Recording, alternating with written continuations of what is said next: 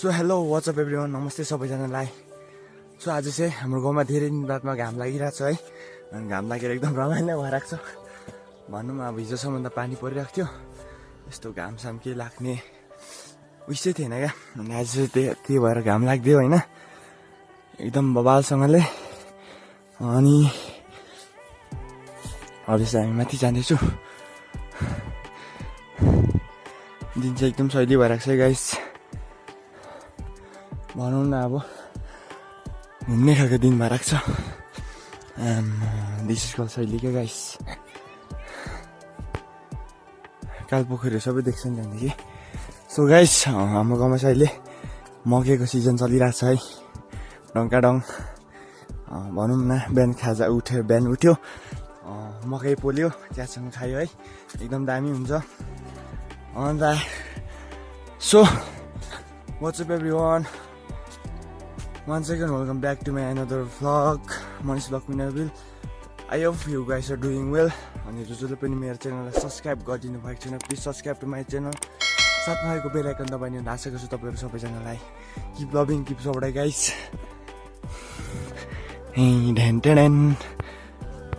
यो पर घर देख्ने चाहिँ हाम्रो प्रदीप बुबहरूको घर हो। अन्त सो मलाई देऊ बिचरा ढुकुर।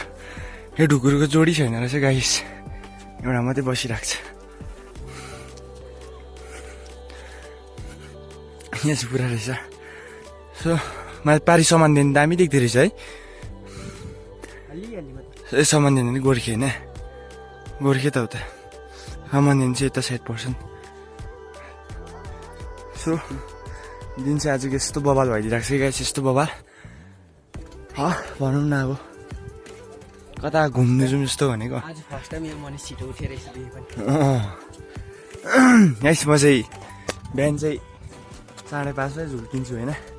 आज मात्रै फर्स्ट टाइम भएर यस्तो देखेको मनिसले छिटो उठेर। आज त्यही हो 12, 1, 9, 10 छिटो भनेको 8 यस्तै।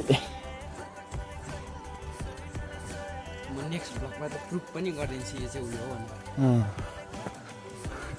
इक्जाम्पल कोही छैन यहाँ पर्छ एउटा इक्जाम्पल जाने त्यहाँ।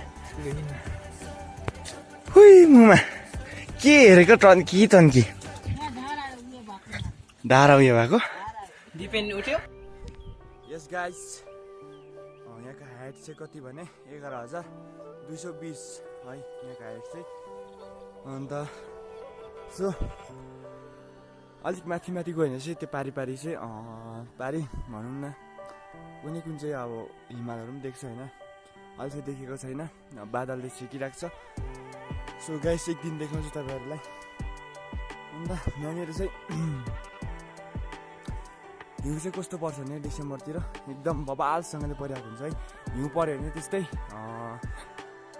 1 फिटहरू चाहिँ आउँछ, त्योभन्दा पनि बेसी आउँछ ठाउँमा चाहिँ। अन्त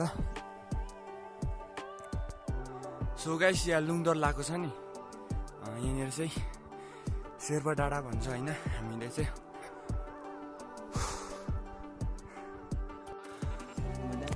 यस गाइस फाइनली यहाँ चाहिँ के भन्छ नि, अब त्यो जस्तै तपाईँले त्यो पिक्चर हेर्नु भएको होला रङ टर्न भन्ने क्या, त्यस्तोमा खेल्ने टाइपको ठाउँ छ है यहाँ चाहिँ। यस्तो जङ्गल भएको यहाँ चाहिँ हामीले के भन्छौँ भने ठिङ्गे घारी भन्छौँ। ठिङ्गेको रुख मात्रै भएर है, जताततै ठिङ्गेको रुख मात्रै छ तलदेखि माथिसम्म। अनि त्यही भएर हामीले ठिङ्गे घारी भन्छौँ होइन। अन्त सो अब यहाँतिर चाहिँ के भने एकदम फ्रेस हावा आउँछ क्या। बिहानै उठेर आयो भने एकदम मजाको क्या, लाइक कस्तो भन्नु अब चिसो एकदम त्यस्तो टाइपको हावा आउँछ क्या, फ्रेस हुने खालको।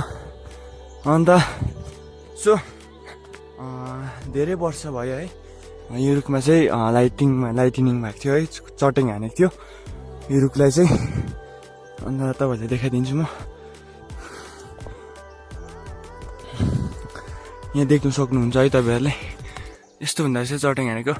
बोकाइ उकाइदिँदो रहेछ क्या, माथिदेखिको छ होइन।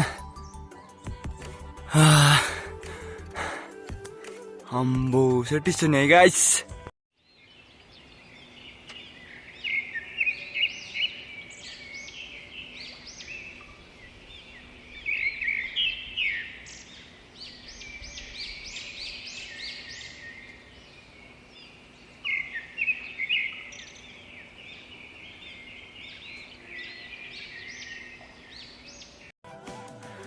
यस गाइस ती डाँडामा राख्छु यहाँ तल्लोपट्टि देख्नु चाहिँ बिच गाउँ हो यहाँदेखि पारि डिजे चाहिँ एकदम दामी देख्थ्यो क्या अन्त के भएर त्यो बादलले छेकिरहेको छ है देखेको छैन त्यही हो गाइस फाइनल्ली त्यो बारी देख्ने चाहिँ कहाँ हो भने सिक्किम हो सो यता चाहिँ अलिकति राम्रो भइरहेको छ क्या दिन चाहिँ अलिकति दामी के भने बादलहरू चाहिँ दामी भइदिइराखेको छ है